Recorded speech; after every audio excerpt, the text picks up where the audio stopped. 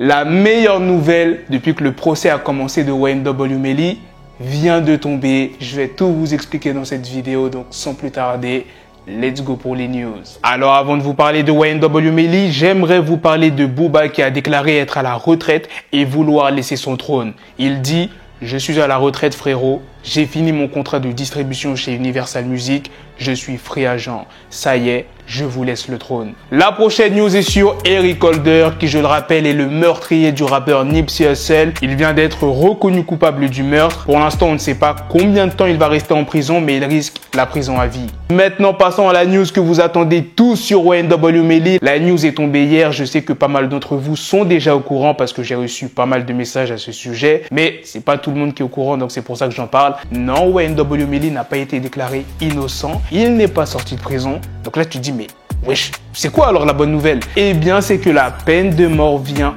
officiellement d'être écartée du procès. C'est un proche de Melly qui s'est exprimé, il a dit mot pour mot, la peine de mort vient d'être écartée du procès Melly. Merci Jésus. Pour ceux qui ne savent pas quoi écouter et qui attendent les prochaines sorties, le rappeur Folio sortira sa mixtape nommée Life of Me le 15 juillet. Et la dernière news risque de vous étonner, il y a Kanye West qui voudrait collaborer avec 6ix9ine. Imaginez le featuring 6ix9ine et Kanye West. Est-ce que ça pourrait être une très bonne collaboration? Exprimez-vous dans les commentaires. Dites-moi si vous êtes content de cette très bonne nouvelle qui est tombée sur Wayne W. Melly. Je le répète que la peine de mort, personne ne devrait se la manger. Que tu aies commis 10 meurtres, un attentat. Non. Vous savez pour quelle raison? Bon, je le dis souvent pour les nouveaux abonnés qui ne savent pas, la peine de mort c'est trop facile. T'imagines une personne qui a commis 10 meurtres et qui se mange la peine de mort, il va pas souffrir puisqu'il sera mort. Tandis que si cette personne prend la perpétuité, elle aura le temps de penser au crime qu'elle a commis. Va regretter amèrement, va penser à ses proches, sa famille, pendant le reste de sa vie.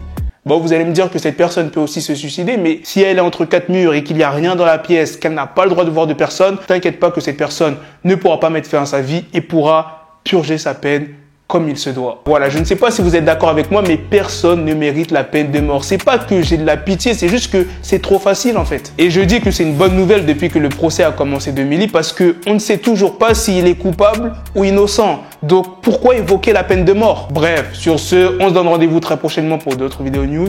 Prenez soin de vous la famille. Peace.